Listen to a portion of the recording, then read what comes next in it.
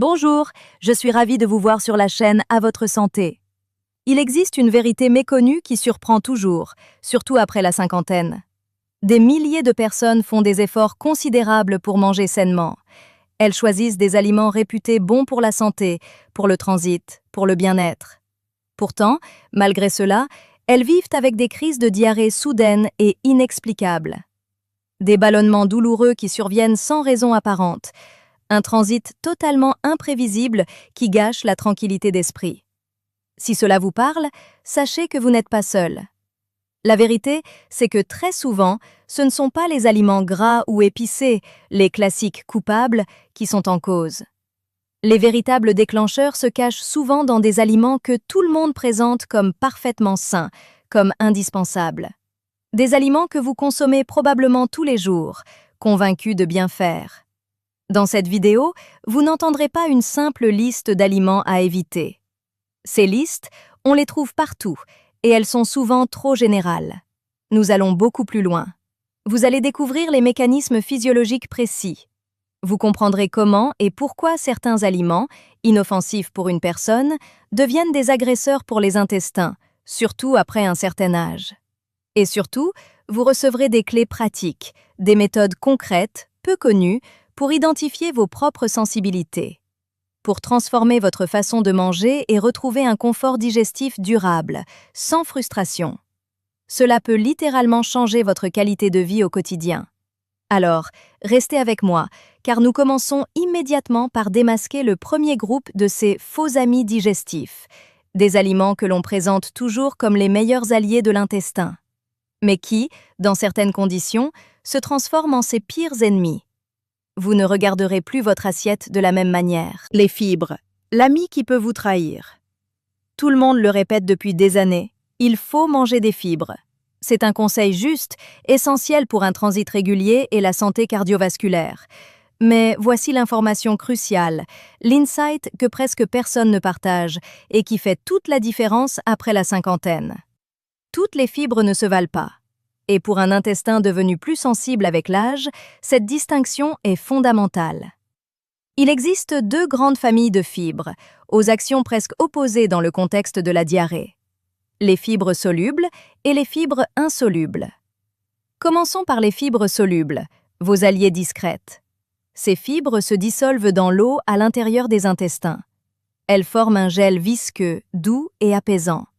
Leur grand talent est de pouvoir ralentir un transit trop rapide. Elles aident à absorber l'excès d'eau et à donner du volume et de la consistance au sel. Ce sont vos amis en période de sensibilité. Où les trouve-t-on? Dans la banane bien mûre, dont la texture devient douce et crémeuse. Dans la compote de pommes sans sucre ajouté. Dans l'avoine, sous forme de porridge bien cuit. Dans la pulpe des poires bien cuite. Maintenant, parlons des fibres insolubles. C'est là que le paradigme change. Ces fibres-là ne se dissolvent pas dans l'eau. Leur rôle physiologique est d'accélérer le transit en augmentant mécaniquement le volume des selles. Pour une personne sans fragilité digestive, c'est parfait. Cela prévient la constipation. Mais écoutez bien ceci, car c'est le cœur du problème. Lorsque la paroi de l'intestin est devenue plus fine, plus sensible avec l'âge, ou qu'elle est simplement irritée, ces fibres insolubles changent de nature. Leur passage accélère le transit de manière excessive, aggravant la diarrhée. Elles peuvent irriter mécaniquement la muqueuse intestinale, déjà fragile. Le piège, c'est que ce sont précisément ces fibres insolubles que l'on met en avant dans la majorité des produits santé. Le son de blé, les céréales complètes très brutes, le pain complet aux graines, la peau des légumes, les crudités fibreuses. Alors, faut-il les bannir définitivement? Absolument pas. Il faut apprendre à les apprivoiser, à les transformer. Voici un conseil pratique peu connu, une astuce de digestion. La technique de la transformation par la chaleur et la texture. Si vous aimez les légumes verts riches en fibres insolubles, comme les haricots verts ou les brocolis, ne les consommez plus crus ou simplement croquants. Faites-les cuire plus longtemps. Beaucoup plus longtemps, jusqu'à ce qu'ils soient très tendres, presque fondants. Ensuite, vous pouvez les mixer finement en une soupe veloutée ou en une purée très lisse. Cette cuisson prolongée, associé au mixage, va partiellement dégrader la structure rigide de ces fibres. Elle les rend moins irritantes, moins agressives pour votre paroi intestinale, tout en vous permettant de bénéficier de leurs nutriments. C'est un ajustement simple, mais d'une efficacité redoutable. Mais le piège des fibres n'est que la première partie de l'histoire. Il existe un autre mécanisme, encore plus subtil, qui provoque des fermentations catastrophiques. Un mécanisme lié à de tout petits sucres présents dans des aliments très ordinaires. Préparez-vous à découvrir un mot qui pourrait changer votre compréhension de vos troubles digestifs. Les FODMAPs, les sucres fermentescibles. Il existe un concept qui a révolutionné la compréhension des troubles digestifs ces 15 dernières années. Un concept dont la maîtrise peut libérer de souffrances quotidiennes. Ce sont les FODMAPs. Ne vous laissez pas intimider par cet acronyme. En français, on pourrait simplement les appeler les sucres à fermentation rapide. Explication simple. Les FODMAPs sont une famille de petits glucides et d'alcool de sucre. Ils sont très mal absorbés par la paroi de l'intestin grêle chez un grand nombre de personnes. Que deviennent-ils alors? Ils poursuivent leur voyage intact jusqu'au côlon. Là, ils rencontrent les milliards de bactéries intestinales. Pour ces bactéries, ces sucres sont un festin extraordinaire. Elles les fermentent à une vitesse incroyable. Cette fermentation intense produit deux choses. Premièrement, une quantité massive de gaz, ce qui cause directement des ballonnements, des douleurs, des gargouillis. Deuxièmement, et c'est le point le plus important, cette fermentation crée un phénomène d'appel d'eau dans le côlon. Le résultat est implacable. Les selles se liquéfient. Vous avez une diarrhée qui semble survenir de nulle part. Voici l'insight crucial pour vous qui avez plus de 50 ans. Votre sensibilité à ces FODMAPs peut augmenter avec le temps. Pourquoi? La production de certaines enzymes digestives clés diminue naturellement. Par exemple, la lactase, qui digère le lactose du lait. La flore intestinale évolue, peut perdre en diversité et devenir moins efficace pour gérer ces fermentations. Ainsi, un aliment que vous tolériez parfaitement il y a des années peut devenir un problème aujourd'hui. Quels sont ces aliments riches en FODMAPs? Les oignons et l'ail, ce sont parmi les plus puissants, même cuits. Le blé, sous toutes ses formes courantes, pain, pâtes, biscuits. Certains fruits, la pomme, la poire, la mangue, la pastèque. Les légumineuses, lentilles, pois chiches, haricots rouges. Et un piège absolu, les édulcorants sans sucre, comme le sorbitol ou le mannitol. Dans les chewing-gums, les bonbons light. Face à cette liste, que faire? Faut-il tout éliminer? Absolument pas. Ce serait inutile et frustrant. Voici une méthode peu connue, mais scientifiquement validée. La méthode de l'investigation personnelle en 3 étapes. Première étape, l'observation neutre. Notez pendant une semaine tout ce que vous mangez et vos symptômes. Deuxième étape, le test d'éviction ciblé. Choisissez un seul groupe suspect. Par exemple, tous les aliments à base de blé. Évitez-les complètement pendant 2 à 3 semaines. Observez. Troisième étape, la réintroduction prudente. Réintroduisez l'aliment testé en très petite quantité, un seul type à la fois. Attendez 2 à 3 jours.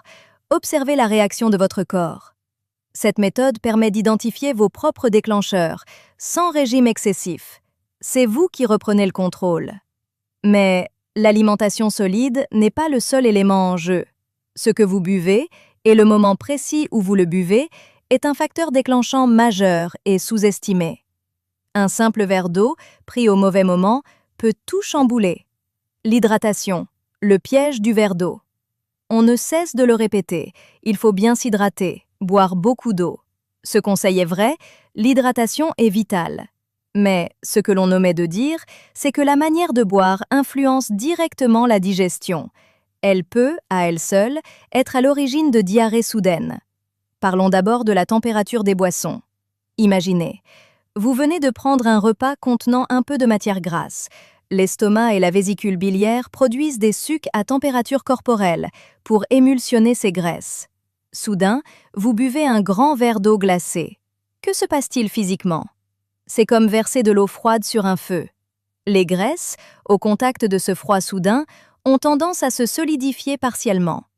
La digestion, processus enzymatique sensible à la température, est ralentie net. Les aliments stagnent alors plus longtemps. Pour un système digestif mature et sensible, ce ralentissement peut paradoxalement déclencher une réaction. Le corps peut chercher à évacuer rapidement ce contenu qui ne descend pas. Résultat, une diarrhée quelques heures après le repas. Autre piège liquide, les boissons contenant de la caféine. Le café, le thé fort, les sodas au cola. La caféine est un stimulant musculaire puissant. Elle stimule aussi les muscles du tube digestif. Elle accélère le péristaltisme, les contractions qui font avancer le bol alimentaire. Une stimulation trop forte peut précipiter le transit de manière désordonnée. Cela provoque des selles molles, liquides, urgentes. Enfin, méfiez-vous des jus de fruits, même frais, surtout à jeun. Ils concentrent une dose importante de fructose. En excès et sans les fibres du fruit entier, le fructose peut dépasser la capacité d'absorption de l'intestin.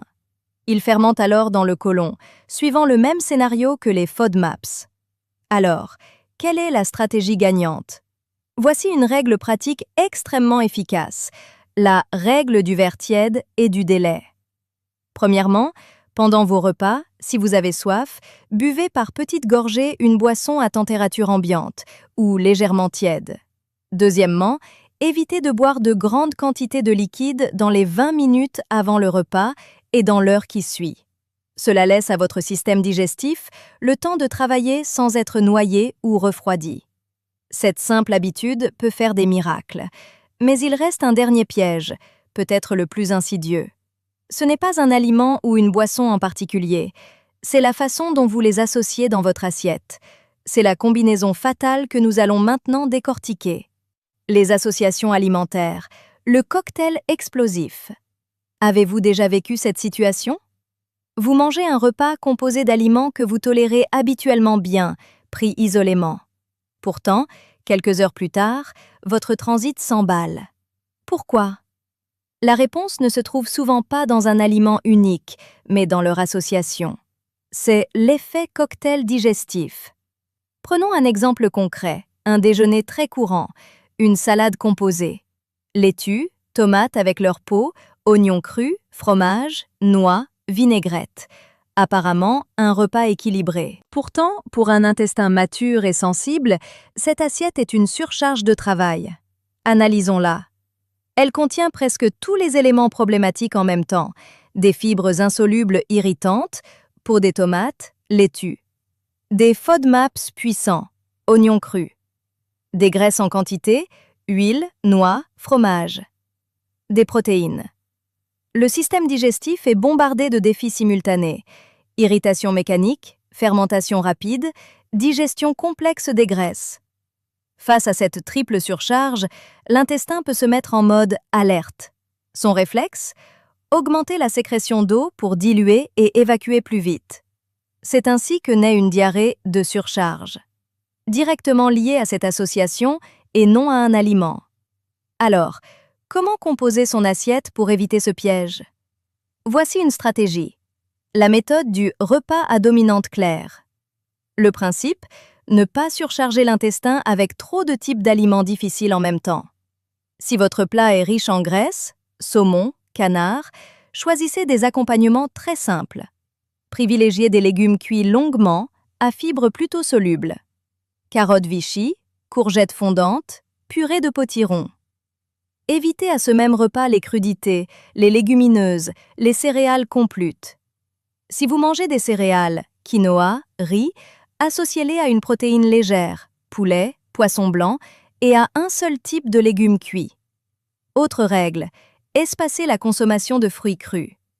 Mangez-les en dehors des repas, au moins 1 heure avant ou 2 heures après. Cela évite que leur sucre ne vienne fermenter sur le bol alimentaire principal. En appliquant ces principes, vous allégez considérablement le travail de vos intestins. Vous leur permettez de traiter chaque nutriment en paix. C'est une marque de respect envers votre corps qui a changé, mais il existe un dernier facteur, extérieur à l'alimentation, très fréquent, un facteur majeur qui peut dérégler complètement cet équilibre, un facteur dont on parle trop peu. Le facteur caché, quand vos médicaments perturbent votre intestin. Abordons un sujet essentiel et pourtant rarement évoqué, surtout si vous suivez un ou plusieurs traitements au long cours, ce qui est fréquent.